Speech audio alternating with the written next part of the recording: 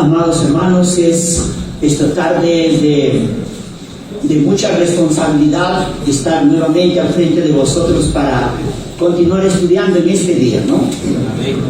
Y en esta hora vamos a hacer un poco diferente a la exposición que hicimos de antes. Ahora va a ser como si fuera un estudio. Si tienen alguna pregunta también pueden hacerlo, ¿no?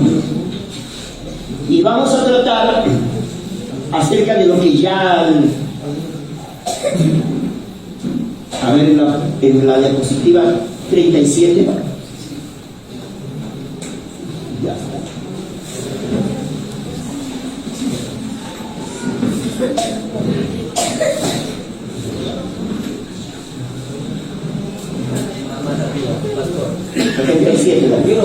Ya ponga.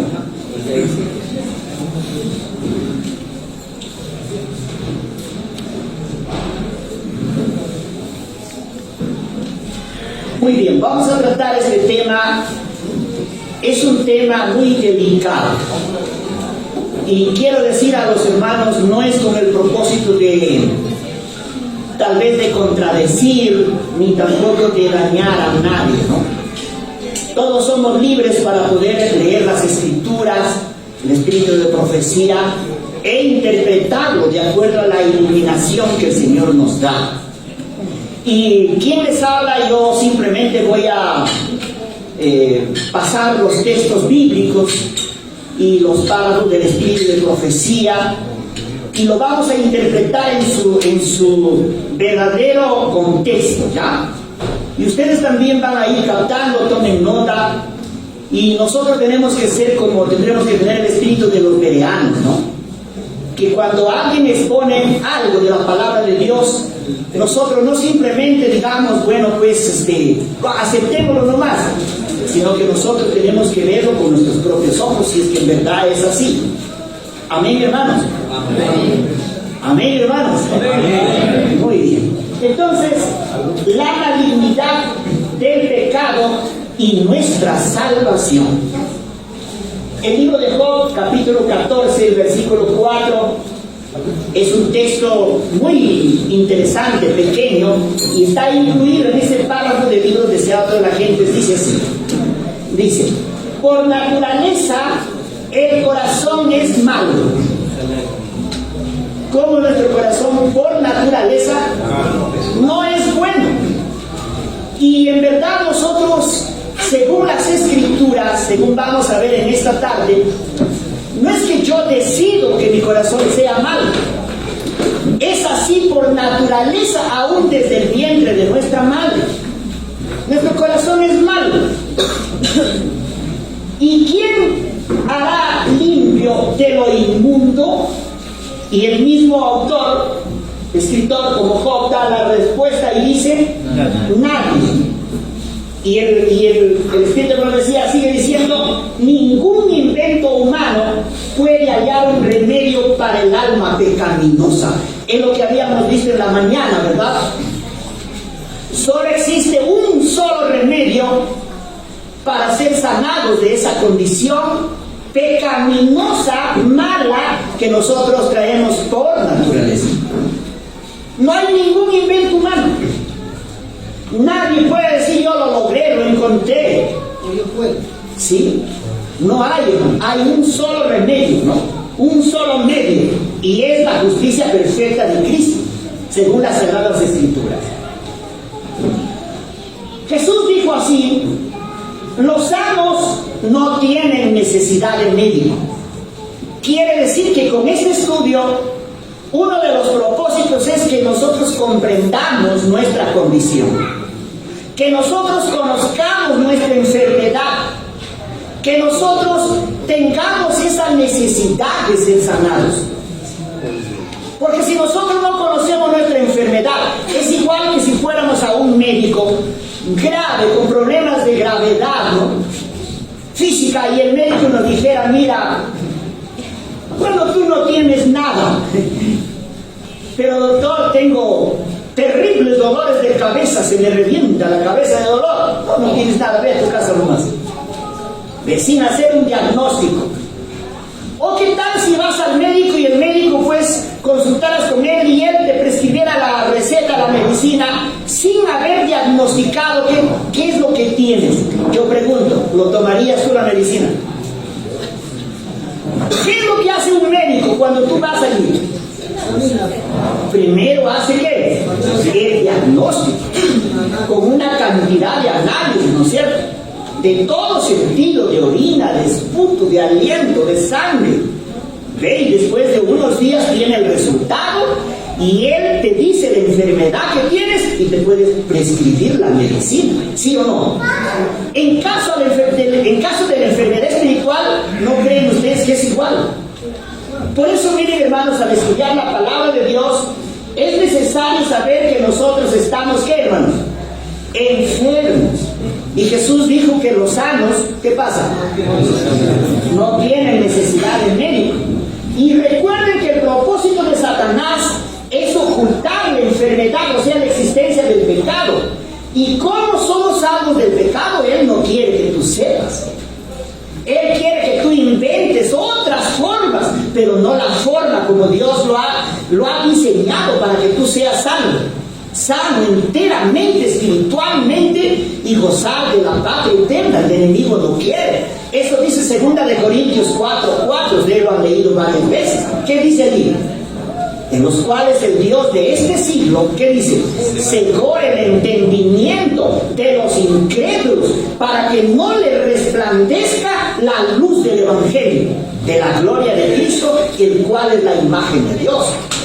Y el mismo libro, en el capítulo 11 y el versículo 3, dice también, dice Pablo, pero temo que como la serpiente con su astucia engañó a nuestros primeros padres, temo que de alguna manera vuestros sentidos, de nosotros los seres humanos, sean desviados de la sincera fidelidad a Cristo.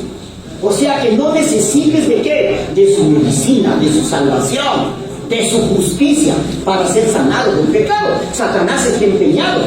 Por eso él, mira, su propósito es grande. Él trabaja arduamente, ¿no?, para ocultar el pecado y hacernos ver que nosotros estamos sanos. Está tareado para no conocerlo como algo maligno y maldito. De ese modo el Evangelio sería una medicina, ¿qué, hermanos? Pasada de moda, una medicina que no tiene sentido. Claro, hermanos. El ser humano ya no tiene necesidad de la justicia de Cristo. Y el ser humano quiere solucionar su problema, pues por su propia cuenta. ¿Ve? Y sin la justicia de Cristo no somos nada.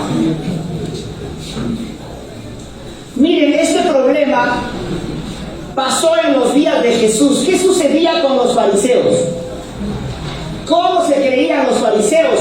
Los fariseos se creían puros y sin ¿qué?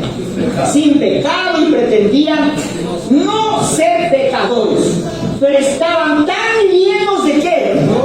De odio. ¿Qué más tenían los fariseos? Orgullo. ¿Qué más? Homicidio. Y estaban pensando cómo matar a ¿quién? A los profetas y matar al mismo Jesús. Ellos estaban ahí con sus mantos barriendo las calles, pero estaban tramando, aún guardando el sábado, cómo matarlo a quién. A Jesús, pero ellos pretendían estar ¿qué? Sin pecado, porque cuando vinieron a Juan el Bautista, dice que le dijeron: Juan, bautízanos. Y Juan les dijo: ustedes tienen que hacer frutos dignos de arrepentimiento primero. Y ellos dijeron: ¿arrepentirnos de qué? Pues si nosotros somos santos. Nosotros somos hijos de ¿quién? Dijeron. De Abraham, dijeron, ¿ve? Nosotros no tenemos pecado. Nosotros no somos como el común del pueblo, que son pecadores. Nosotros somos descendientes de Abraham, no tenemos de qué arrepentirnos.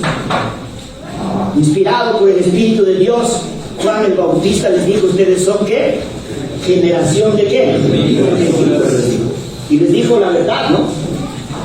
Muy bien, hermanos, miren aquí. El pecado nació en aquel que después de Cristo había sido el más honrado por Dios y el más exaltado en honor y en gloria ante los habitantes ¿de dónde? Del cielo. O sea, el pecado tuvo ¿qué, hermanos? Su origen. El pecado nació y el pecado existe. Amén, hermanos. Amén. El pecado existe y es un elemento maligno, según las Sagradas Escrituras. El egoísmo depravó la naturaleza de Lucifer. nació en él. ¿Y qué hizo con su naturaleza?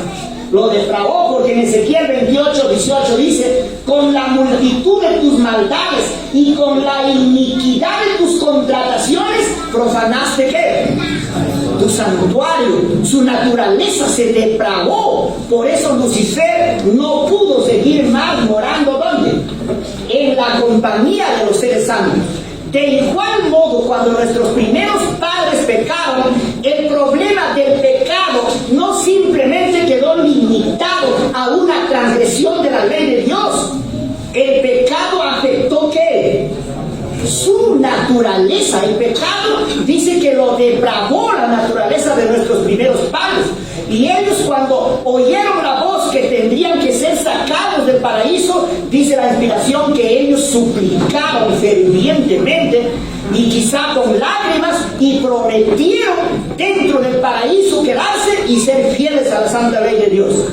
Pero los ángeles les dieron una noticia desalentadora. ¿Y qué les dijeron? Miren, su intención de ser fieles a la santa ley de Dios está bien, está bueno, pero lamentablemente queremos comunicarles que el pecado no simplemente ha quedado en una simple transgresión. El pecado que ha hecho ha depravado ¿qué? Su naturaleza. Ahora Satanás va a tener más fácil acceso a ustedes, hacerles caer de nuevo, y es mejor que caigan afuera, les quiso decir, ¿no? Y lo sacaron del huerto de Edén. Dice que llorando tuvieron que despedirse de su hogar que mucho tiempo habían vivido. Porque el pecado no simplemente es una transgresión, el pecado ha producido maldad aún en el corazón. Por eso el ser humano sí o sí necesita el nuevo nacimiento. Amén, hermano. Amén. Necesita el nuevo nacimiento. Muy bien. Lucifer infectó la mente de los ángeles buenos y a nuestros primeros padres usando ¿qué? Su lengua. Según Génesis 3:1-6, tú lo puedes leer de manera quieta en tu casa, puedes meditar, ya seguramente lo has hecho. Ahí está todo el proceso, cómo Lucifer engañó a nuestros primeros padres, y la inspiración dice que usó ¿qué? Usó la calumnia. ¿Ve? Calumniando el carácter de Dios y excitando la desconfianza en él, fue como Satanás indujo a Eva a transgredir por el pecado. La mente de nuestros primeros padres se oscureció, su naturaleza se degradó y su concepto de Dios fue amoldado por su propia estrechez y egoísmo. De ese modo, ellos ya no pudieron seguir morando en el huerto de Edén. El egoísmo es un principio maligno y lamentablemente, ¿qué pasa? Se hereda. La inspiración dice así, hermano: el egoísmo se encuentra impreso en nuestro mismísimo ser. Lo hemos recibido como ¿qué? Como herencia. Y muchos lo han tratado como si fuera un tesoro precioso, defendiendo que el pecado simplemente es una tendencia y que el pecado no es malo. Lo han tratado como, ¿qué dice? Como si fuera un tesoro precioso. Mientras no se obtenga la victoria sobre el yo y el egoísmo, no se podrá realizar ninguna obra especial. ¿Para quién? Para Dios, porque todos los actos de obediencia, cuando una persona no ha sido salvada, sus mismos actos de obediencia lo condenan. Ustedes recuerdan el fariseo cuando llegó al templo a orar y oraba en su oración, ¿qué decía? Decía: Dios soberano, yo te doy gracias porque no soy pecador, decía. Mira, yo hago esto, otro, ayuno 2 veces a la semana, ni aún soy como este publicano, él sí es pecador. Y dice, ¿sabes qué dice ahí en el capítulo 18 del libro de Lucas? Dice que este volvió a su casa condenado. O sea, sus mismas acciones de obediencia, cuando una persona no está justificada y no está regenerada, sus mismos actos de obediencia que pretenden con eso ganar el favor de Dios, sus mismos actos lo condenan. bíblicamente.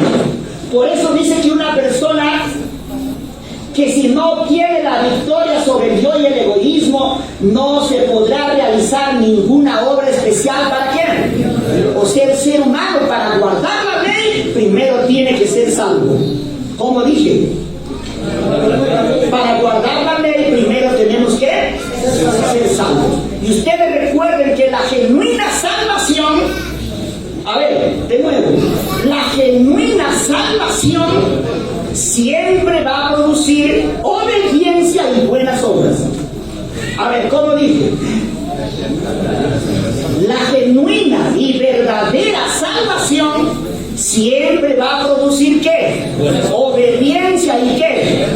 Buenas obras.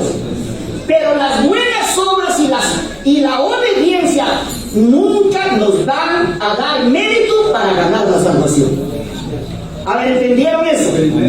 Nuestras buenas obras y nuestra obediencia nunca nos van a ser meritorios ¿de qué? De la salvación. Pero la salvación, la genuina salvación, la verdadera, siempre va a producir buenas obras y obediencia en cada hijo de Dios que genuinamente ha sido salvado del pecado, ya sea de la culpa del pecado en el cielo o del poder del pecado en el alma. Ya, espontáneamente. Muy bien, seguimos entonces aquí. El egoísmo está entretejido en lo más íntimo de nuestro ser. ¿Dónde está? Entretejido en lo más íntimo de nuestro ser. Vino a nosotros como una herencia y ha sido acariciado por muchos como un precioso ¿qué? Tesoro. Ya, vamos a ver, vamos más. El egoísmo no es una simple tendencia, es un principio maligno que reemplazó ¿a quién? Reemplazó al amor. Así dice la inspiración, miren. Por la desobediencia se pervirtieron las facultades del ser humano y el egoísmo reemplazó ¿a quién? Al amor. Su naturaleza se debilitó de tal manera que le resultó imposible resistir el poder ¿de quién? Del mal. Ese es el ser humano. Está claramente escrito en el corazón irregenerado, o sea que no ha sido salvado ni de la culpa ni del poder del pecado, y en el mundo caído todos procuran lo suyo propio. El egoísmo es la gran ley de nuestra naturaleza degenerada. El egoísmo ocupa el lugar en el alma, ocupa en el alma el lugar donde Cristo debería estar entronizado. Por eso, miren, hermanos, ustedes pueden notar que el Hijo de Dios, cuando Él vino a este mundo y durante los 33 años y medio de vida en el mundo, Él no tuvo ningún plan humano. ¿Sí o no? No es como nosotros, ¿no? Siempre pensamos en una profesión y es lo correcto. Pero cuando lo logramos, queremos una segunda, ¿sí o no? Cuando logramos tener una casa, no nos contentamos con una vez, ¿no? ¿Queremos cuántas? Queremos dos. Y siempre tenemos planes, ¿no? De casarse, de tener una familia, y es lo correcto, porque así lo ha diseñado Dios. Pero nosotros siempre queremos, ¿qué? Más. Pero Jesús no tuvo ningún plan humano. ¿Ve? ¿Podría tener el mejor carro en Belén? Podría. ¿Sí o no? ¿Podría tener la más linda casa en Nazaret? Podría. Pero Él dijo, las zorras tienen ¿qué? Guaridas, las aves sus nidos, pero el Hijo del Hombre, ¿qué dijo? ¿Por qué? A ver, porque Él no tuvo planes humanos. Él vino a buscar y a salvar lo que se había perdido.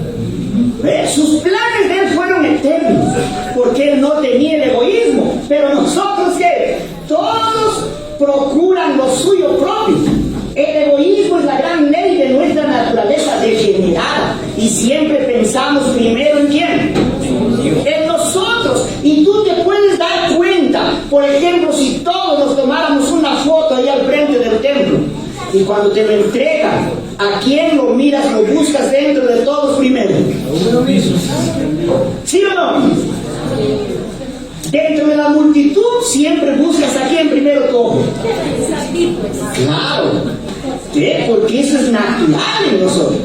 Gracias al Señor que estamos siendo regenerados. Y si no fuera así, ya muy bien. Más, a ver, el egoísmo es contrario al espíritu cristiano. Tanto su naturaleza como su desarrollo, ¿qué son? Su naturaleza, miren, y su desarrollo, los actos egoístas. Porque todo pecado, ¿qué cosa es? Egoísmo, no se olviden. Todo pecado es egoísmo. Ejemplo. A ver, si tú dejas de guardar el sábado porque tienes un negocio o una profesión y tú prefieres tu trabajo, prefieres tu negocio porque allí te da renta, te da dinero y tú trabajas con todo sábado, ¿qué es eso? Eso es egoísmo, porque todo pecado es egoísmo. Ya, a ver, ¿qué dice aquí la explicación? La naturaleza del egoísmo es el principio en pugna. Ustedes recuerdan Conflicto de los siglos 547. Dice que el pecado es la manifestación exterior de ¿qué dice? De un principio en pugna. Es la naturaleza del egoísmo. ¿Y cuál es el desarrollo? El desarrollo vienen a ser los frutos de esa naturaleza. Y dice aquí la inspiración que ambos son ¿qué? Satánicos, o sea, tanto la naturaleza del egoísmo, que es el principio maligno, como su desarrollo, ¿qué son? Son satánicos, hermano. Ya así está escrito en la palabra del Señor. Por eso, todo ser humano necesita de emergencia. ¿Qué necesita de emergencia? La medicina del Evangelio. Porque tanto la naturaleza y el desarrollo del egoísmo es satánico delante de Dios. Ningún egoísmo es de Cristo. ¿Cómo dice? Ningún egoísmo es de Cristo. El egoísmo está en la base de todo pecado. Por eso el testimonio dice que todo pecado es egoísmo. El camino recorrido por Cristo es el único camino que podemos seguir. El Salvador dice: el que quiera venir en pos de mí, niéguese a sí mismo, tome su cruz y sígame. Esa palabra, niéguese a sí mismo, ¿qué significa negarse a sí mismo? ¿Qué creen ustedes? ¿Qué significa negarse a sí mismo? Primero, reconocer nuestra indignidad, reconocer que nosotros no merecemos nada, negarse a sí mismo, aceptar su gracia salvadora, llevarle a los pies de Cristo nuestros pecados, nuestra condición. No existe egoísmo bueno o neutral, sea egoísmo por tendencia, como principio, como raíz, como fruto de desarrollo, todo es, ¿qué dice la inspiración? Es satánico. Por eso el ser humano necesita aferrarse de la justicia de Cristo a cada paso de la vida. El egoísmo es abominación delante de Dios. Según Lucas 16:15 y Job capítulo 15, 14 al 16, pueden abrir sus Biblias si ustedes quieren, pueden tomar nota. ¿Qué dice Lucas 16:15? Dice así: vosotros sois los que os justificáis delante de los hombres, pero Dios conoce vuestros corazones, porque todo lo que los hombres tienen por sublime, delante de Dios es abominación. ¿Cómo dice? Porque todo lo que los hombres tienen por sublime, que les puede recomendar en algo delante de Dios, ¿qué es delante de Dios? Es abominación. ¿Ya? ¿Y qué dice Job 15, 14 al 16? A ver, veamos. O alguien quiere leerlo quizá. ¿Qué dice? A ver. 15, 14. No, 15, 14 al 16. Sí, está bien. Ya. ¿Qué cosa es el hombre para que sea limpio y para que se justifique el nacido de mujer. He aquí que en sus santos no confía, y ni aun los cielos son limpios delante de sus ojos. Cuanto menos el hombre abominable y vil, que bebe la iniquidad como agua. Muy bien. ¿Cuánto el hombre abominable y vil que bebe qué? La iniquidad como agua. Muy bien. A ver, ¿qué dice la inspiración?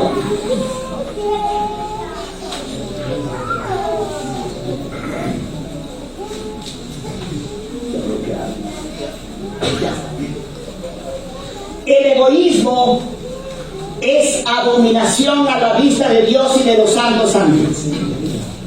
Por causa de este pecado, muchos dejan de alcanzar el bien que estarían en condiciones de gozar.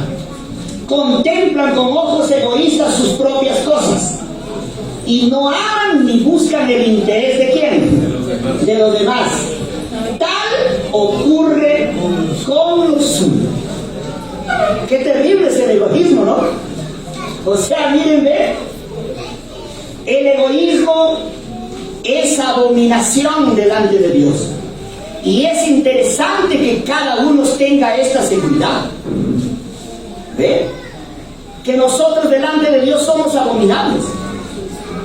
En el hombre no hay nada de bueno que le pueda recomendar delante de Dios. Por eso el ser humano necesita regeneración.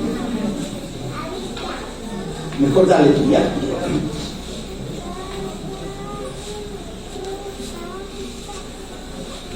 Pero gracias al Señor, miren, a pesar de ser en esta condición, ¿qué dice el libro que se ha dado a la gente?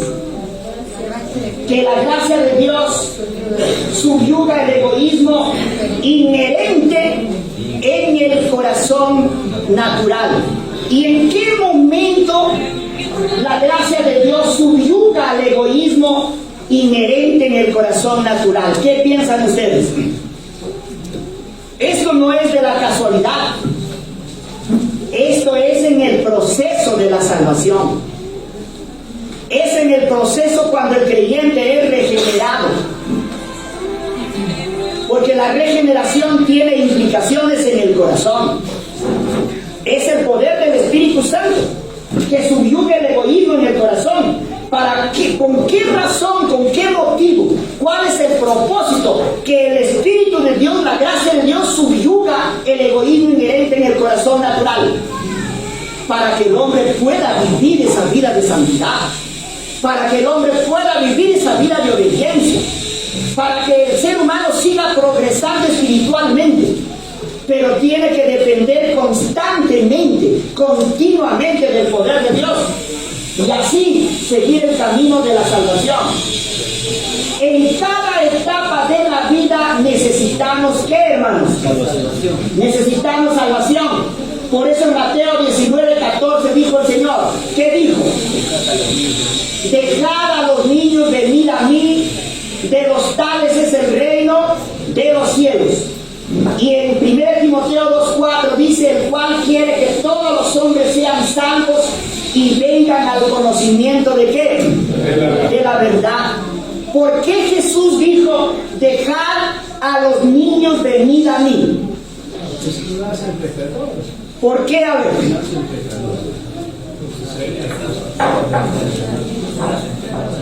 A ver, porque los niños también necesitan ¿qué? Salvación. ¿Ve? Por eso dice que Él quiere que todos los hombres sean salvos y vengan al conocimiento de la verdad. Entonces ahí surge una pregunta, ¿por qué Dios quiere que todos los hombres sean salvos? A ver. Porque todos los hombres están ¿qué? Perdidos. ¿Sí o no? Porque usted no va a querer que sea salvo alguien que está salvo. Usted quiere que sea salvo alguien que está perdido. Pero ustedes dirán, ahí dice la Biblia, los hombres y las mujeres. ¿Qué pasa con las mujeres? Claro, están incluidas porque según Génesis 5:2 dice que al principio tanto al hombre y a su mujer Dios les puso el nombre Adán. Dice, si ustedes búsquenlo ahí, Génesis 5:2, y les puso a ambos Adán. Humanidad. Ya por eso dice allí, el cual quiere que todos los hombres sean salvos y vengan al conocimiento de la verdad, porque está incluido también la mujer. Ahora, ¿qué dice ahí? Los niños y los jóvenes ya tienen en sus mentes y corazones semillas de qué clase? Corrompidas, listas para brotar y producir su cosecha de qué? De perversión. Y se requiere el mayor cuidado y atención para cultivar y abastecer la mente con las preciosas semillas de qué? De la verdad bíblica. O sea, todo niño, todo pequeñuelo que nace en los brazos de sus padres que son cristianos, tenemos una labor ardua que hacer. Mire, con mayor cuidado y atención debemos cultivar. ¿Ve? Porque los niños en su tierna infancia, desde los brazos de sus padres, son salvados por la fe de sus padres. Aún desde el vientre de su madre, los niños son salvados, pero hijos de padres cristianos. ¿Ve? Y cuando nacen, los padres somos los encargados de llevar constantemente a nuestros niños. Por eso Él dijo, dejad a los niños venir, porque de los tales que es el reino de los cielos. El ser humano necesita regeneración desde los primeros momentos de su existencia. ¿Ya? Por eso el Salmo 51:5, ¿qué dice? En maldad he sido formado y en pecado me concibió mi madre. Y la inspiración, miren, en el libro de Septuaginta 473, ¿qué dice? Aún el lactante en los brazos de su madre puede morar bajo la sombra de ¿quién? Del Todopoderoso, por la fe de su madre que ora. ¿Qué debe de hacer la madre cuando ve los primeros minutos del pequeñuelo en sus brazos? ¿Y qué debe decir en su oración esa madre? Llevarnos su niño ¿a quién? A que sea cubierto de la justicia de Cristo, porque ese niño ha nacido con el egoísmo inherente ¿dónde? En su corazón. ¿Ve? Así está escrito, hermano. Si queremos vivir en comunión con Dios, nosotros también podemos esperar que el Espíritu Divino amoldará a nuestros pequeñuelos aún desde los primeros momentos. ¿Cuáles son los primeros momentos? Esos minutos cuando la enfermera, la obstetriz, ya bañadito, le entrega el niño a los brazos de ¿quién? De su madre, de sus padres. Amén, hermanos. ¿Cuándo lo vamos a hacer así? Porque los niños son salvados por la fe de sus padres.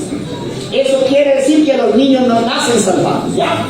Al trabajar para la conversión de nuestros hijos, debemos enseñarles a traer sus pecados ¿a quién?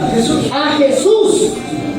A pedirles que los perdone y a creer que los perdona y los recibe como recibía a los niños cuando estaba personalmente ¿dónde?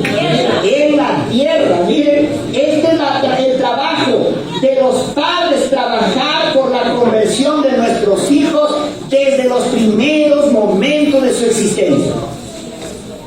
¿Qué más? Dice aquí un párrafo muy bonito. Seth era un personaje respetable y debería ocupar el lugar de Abel en lo que se refiere a la rectitud, pero era tan hijo de Adán como el pecador Caín y no había heredado de la naturaleza de este más bondad natural que aquel había recibido. Nació en pecado. ¿Cómo nació Seth? En pecado, pero por la gracia de Dios, al aceptar las fieles instrucciones de su padre, honró a Dios, pues hizo ¿qué, hermanos? O sea, ¿qué le enseñó a Adán a hacer? Lo que ya leímos en el párrafo anterior, ¿no? A llevar sus pecados ¿a quién? A Jesús para que los perdone. Y fue Adán que le enseñó a su hijo que el poder del Espíritu Santo regenera el corazón Por eso dice que este niño y este joven hizo la voluntad de Dios. Ya estamos terminando. Los niños que no han experimentado el poder purificador de Jesús son presa legal ¿de quién? Del enemigo, y de los malos ángeles tienen fácil acceso a ellos. Que por los esfuerzos fieles e incansables de los padres y la bendición y gracia concedida a los hijos en respuesta a las oraciones de los padres, será quebrantado el poder de los ángeles malignos y se derramará sobre los hijos una influencia que es santificadora. Si los niños dejaran de existir en ese estado, esos son los niños que a la venida de Cristo resucitarán y serán entregados a las manos de ¿quién? De sus padres. Pero habrá también niños que resucitarán y no estarán sus padres, porque cuando ellos eran pequeños, esos niños murieron salvados, pero los padres al pasar los años se desviaron del camino y no pasaron el juicio investigador. ¿Y será que esos niños no lo van a encontrar a quién? A sus padres. Y dice que se le delegará a Eva, dice la inspiración, y ella verá quién de los demás verá por los destituidos que no tendrán paz. Mediante la regeneración somos salvos del poder del egoísmo. Por eso dice así: al brillar la luz en las cámaras de la mente con claridad y fuerza inusitadas, es cuando los sentimientos del hombre natural quedan vencidos. El egoísmo pierde su poder sobre el corazón y se despiertan los deseos de imitar a quién. Esa es una persona regenerada, porque la gracia de Dios subyuga el egoísmo inherente en nuestro corazón. El ser humano está contaminado con pecado. El pecado es algo misterioso e inexplicable bíblicamente. Por eso Jesús dijo que de dentro del corazón salen ¿qué? Los malos pensamientos, los adulterios, las fornicaciones, los homicidios, los hurtos, las avaricias, las maldades, el engaño, la lascivia, la envidia, la maledicencia, la soberbia, la insensatez. Todas estas maldades de dentro del corazón salen y contaminan ¿a quién? A la humanidad. Ya no lo contaminan a este hombre porque él ya está ¿qué? Contaminado. Ya, ¿y qué más dice la palabra? Yo sé que en mí, esto es en mi carne, ¿mora o no mora el bien? No mora, se refiere al egoísmo inherente. Y si hago lo que no quiero, ya no lo hago yo, sino el pecado que mora ¿dónde? En mí. De manera que ya no soy yo quien hace aquello, sino ¿quién? El egoísmo inherente que está en mí cuando el ser humano pierde de vista la justicia de Cristo. Basta un momento salir de la cobertura de la justicia de Cristo, al egoísmo de nuevo le crece el pico y las garras y está listo para destruir. ¿Qué más? Dice la inspiración: somos pecadores por naturaleza, según Romanos 7:23 y Romanos 7:21. ¿Qué dice allí? Pero veo otra ley en mis miembros que se revela contra la ley de mi mente y que me lleva cautivo a la ley del pecado que está ¿dónde? En mis miembros. Así que queriendo hacer el bien, hay esta ley que el mal está ¿dónde? Pecadores por naturaleza. Y ahora, ¿qué dice la inspiración? Satanás no pudo encontrar nada en el Hijo de Dios que le permitiera obtener la victoria. Había guardado los mandamientos de su Padre y no había ningún pecado en él sobre el cual Satanás pudiera triunfar, ninguna debilidad o defecto que pudiera usar para su beneficio. Ese es el caso de Jesús. Pero somos pecadores por naturaleza y tenemos una obra que hacer para limpiar el templo del alma de toda contaminación. ¿Y cuál es esa obra que nosotros tenemos que hacer? Aceptar la justicia de Cristo, recibir la salvación de la culpa del pecado, vivir una vida de santificación. Amén, hermanos. Amén. Es lo que tenemos que hacer cuando constantemente, empezando desde este momento. Esa es la obra que tenemos que hacer. Por naturaleza, ¿qué somos? Egoístas y ¿qué más? Tercos. Pero si aprendemos las lecciones que Cristo desea darnos, nos haremos partícipes de su naturaleza, y entonces en adelante viviremos, ¿qué, hermanos? Su vida. O sea, el creyente es participante de la naturaleza divina cuando es bautizado cada día con el poder de ¿qué? Del Espíritu Santo, para vivir en santidad. Si nuestros corazones no están purificados de nuestras tendencias hereditarias y cultivadas al mal, si no están limpios del pecado inherente, Cristo no puede ¿qué? Entrar a través de su Santo Espíritu. Los padres tienen una carga más grave de lo que imaginan. La herencia de los hijos es la del pecado. El pecado los ha separado ¿de quién? De Dios. ¿Ya? El plan de salvación para volvernos a nuestro plan original. ¿Cuál es el plan de Dios para volvernos a nuestro estado original? No hay quien clame por la justicia, ni quien juzgue por la verdad. Confían en vanidad, hablan vanidades, conciben maldades y dan a luz ¿qué? Ese es el hombre cuando no es redimido todavía. Cuando viene al mundo, el hombre es el más impotente que los seres que Dios ha creado, y el más perverso. ¿Por qué? Por naturaleza.